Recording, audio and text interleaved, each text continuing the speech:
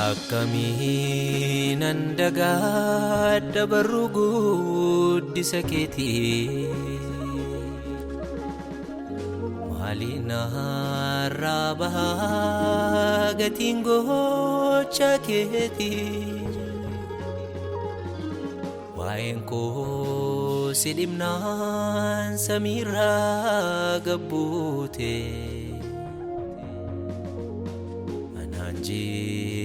jiraachisuuf Yesuus koo naaf duute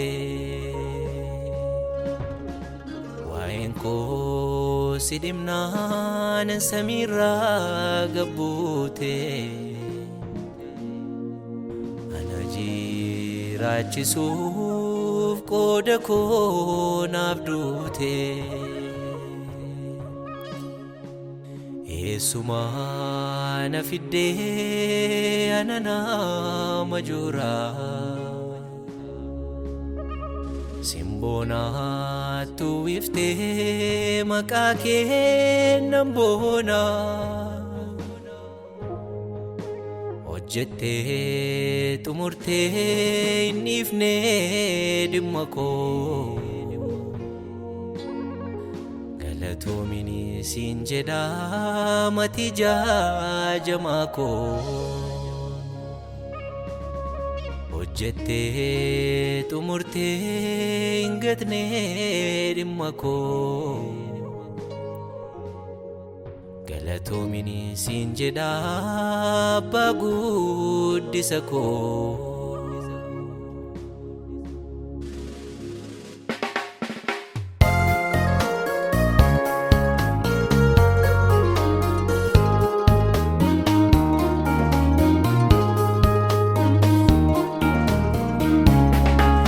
Lalli kee addaa Yesuus koo kunuunsi kee addaa mootii koo marartiin kee addaa gooftaa koo si'itu na falmatee gaafa rakkoo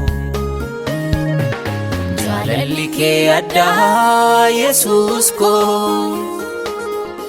kunuunsi kee addaa mootii koo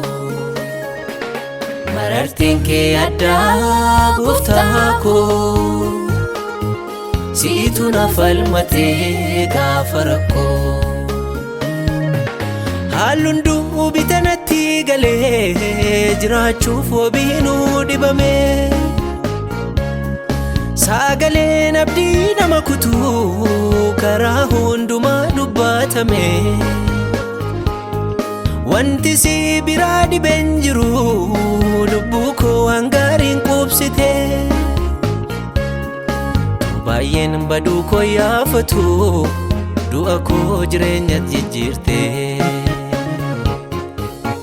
si malee maalan qabaamanii gargaara gaafa hundumaa galee gabbaa'ee kanaafan dhimma koo sit gungumaa si malee maalan qabaamanii birmataa gaafa hundumaa yoon taa'es yoon ka'es kanaafan haala koo sit gungumaa si malee maalan qabaamanii gargaara gaafa hundumaa argadhes yoon dhabes kanaafan dhimma koo sit gungumaa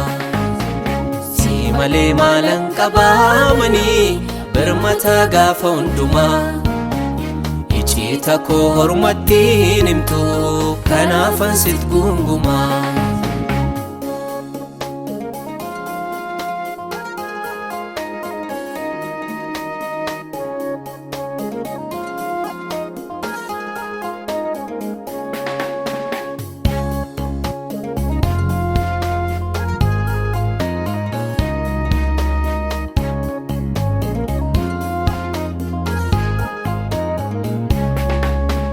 jiraachuu koo mirkaneessuuf du'a filannoo godhatte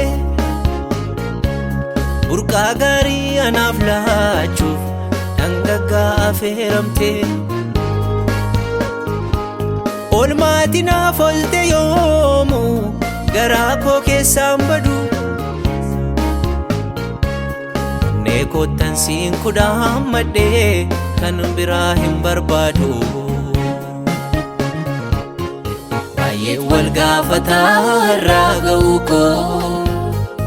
anaafuu naan gallee dhoksaan jiraachuu koo. Eessumaa na fiddee namaa na gootee ulfinaan na dhaabdee foolii naatti gootee.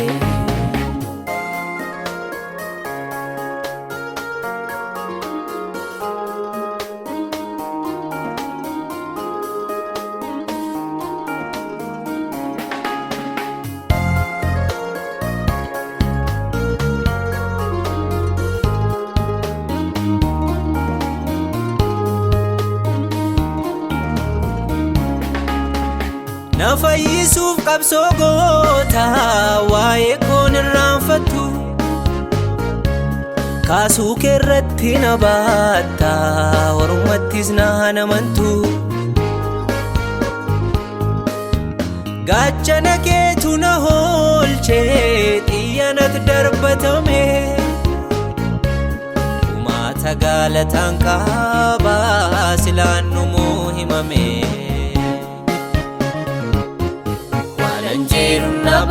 Waa'ee oolmaa kee